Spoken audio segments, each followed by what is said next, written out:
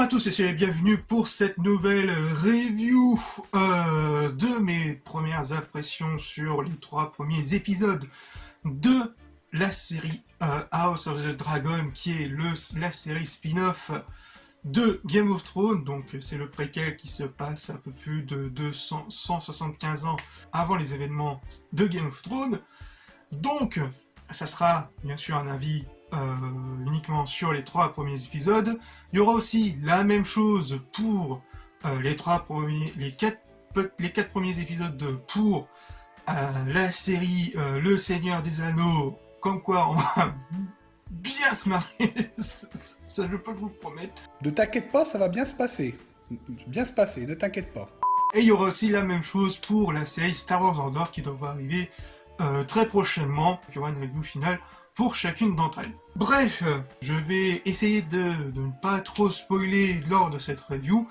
Je ferai bien sûr une partie spoil, une partie non spoil dans la review finale de la globalité de ce que j'en ai pensé. Passons maintenant enfin à la review de ce que j'en ai pensé. Donc, House of the Dragon, c'est une des séries que j'attendais le plus car elle est issue de la série de romans Fire and Blood, donc Feu et Sang, qui est l'emblématique des Targaryens, et qui va nous raconter plus ou moins de comment la famille Targaryen, Valarien, se sont entre-déchirés et disparus de la circulation en même temps que les dragons lors de cette fameuse grand événement qui sera la danse des dragons.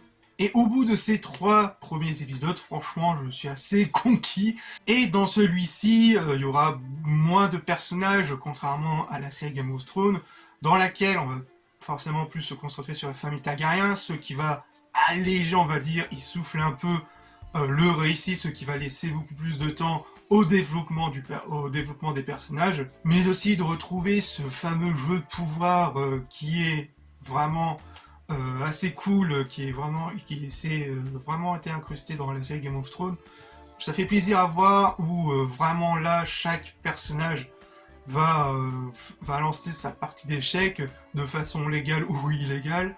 C'est vachement plaisant à voir, c'est vraiment un beau kiff, c'est vraiment cool avec des dragons en plus, mais les dragons sont assez bien utilisés, bien incrustés, sans trop en abuser quoi. Donc pour revenir aux personnages, pour le développement des personnages, comme par exemple Rhaenyra Targaryen, qui va avoir la lourde responsabilité de devenir la première femme, on va dire, étant désignée du trône de par son père Viserys, dans laquelle il aura un conflit avec son père, etc., dont aussi le père aura aussi des hésitations au fur et à mesure des épisodes, notamment dans l'épisode 3, qui sera riche en hésitation et en tentation sur le véritable successeur du trône, etc. Et qui laisse vraiment Viserys dans le doute, même s'il reste tout de même sur ses positions, qui essaie tout de même de défendre sa fille par certains moments au niveau des dialogues, mais tu sens tout de même que ça peut partir en couille sur une simple étincelle, etc.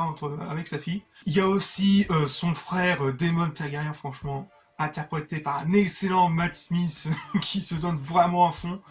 Franchement, qui lui est vraiment déter, vraiment montré qu'il a vraiment des balls et qu'il mérite vraiment le trône de fer, sans l'aide de personne, notamment dans l'épisode 3, sur la page, franchement, pour tous ceux qui l'ont vu. C'est une masterclass, même si parfois j'avais l'impression que les adversaires adverses avaient engagé des Sandtroopers. Mais sinon, franchement, ça montre vraiment que Daemon Targaryen est prêt à tout pour montrer qui est vraiment le digne successeur du trône de fer. Donc franchement, ça annonce vraiment du très très lourd et la dinguerie qui pourrait se préparer encore plus. J'ai hâte de voir la suite. Donc parlant forcément des personnages, il y a aussi le personnage de... je sais plus son nom... Notamment le personnage de Cortys Valarien. Je vais revenir sur la fameuse polémique où vraiment il y a bien sûr cette interrogation du forcing woke progressiste à la con. Pour moi, je m'en bats un peu les couilles si tel le personnage est un peu de couleur du moment, que ça reste cohérent dans l'histoire et qu'avec l'accord du créateur, etc. tant que l'acteur aussi est bon et charismatique, dont c'est le cas celui-ci. Donc pour la petite histoire, sachez que à la base, Gérard Martin avait imaginé les Valérians à la peau noire avec des cheveux argentés. Et les showrunners voulant introduire un peu plus l'inclusivité, ils se sont dit, bon allez, on va tenter d'essayer de convaincre un peu Gérard Martin, et Gérard Martin a dit, allez Joseph, m'en bats les couilles, donne-moi le chèque.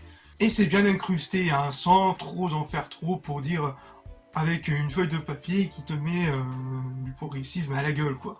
Pour moi, je m'en bats un peu les couilles, l'acteur et les autres acteurs, franchement, ça passe plutôt crème et ça enrichit un peu plus le récit. J'ai quasiment rien à dire, c'est assez potable, c'est assez cool, et je ne vois pas en quoi c'est une polémique pour rien. On verra ça pour le cas du Seigneur des Anneaux. Attendez-vous à voir quelque chose de surprenant sur mon avis, de comment c'est vraiment parti en couille. Franchement, en parlant d'autres qualités assez rapides de la série, bien sûr les effets spéciaux, la réalisation, mais aussi la musique de Rami Djawadi qui est de retour à la BO de Game of Thrones, qui apporte une nouvelle version de la musique de Game of Thrones, franchement, qui est vraiment excellente aux petits oignons, notamment les thèmes de Rhaenyra qui sont un plaisir à écouter, mais j'ai hâte d'écouter la BO, franchement elle est magnifique, j'ai rien à dire. Bref, au final, pour dire que House of the Dragon, au bout de 3 épisodes, ça envoie du très très lourd, et ça fait grave plaisir de revoir ce jeu de pouvoir à la sauce de Game of Thrones, avec ce parti jeu d'échecs, avec aussi cet allègement de personnages, avec moins de personnages qui allège beaucoup mieux le récit et qui permet de développer un peu plus les personnages. C'est grave plaisir à voir et hâte de voir la suite. Voilà, n'hésitez pas à me dire si vous avez aimé, n'hésitez pas aussi à tous ceux qui ont vu la série de le dire dans les commentaires, bien sûr, évitez tous les spoils. Enfin, si vous voulez mettre des spoils, faites en sorte que ça fasse en mode lire en dessous, etc.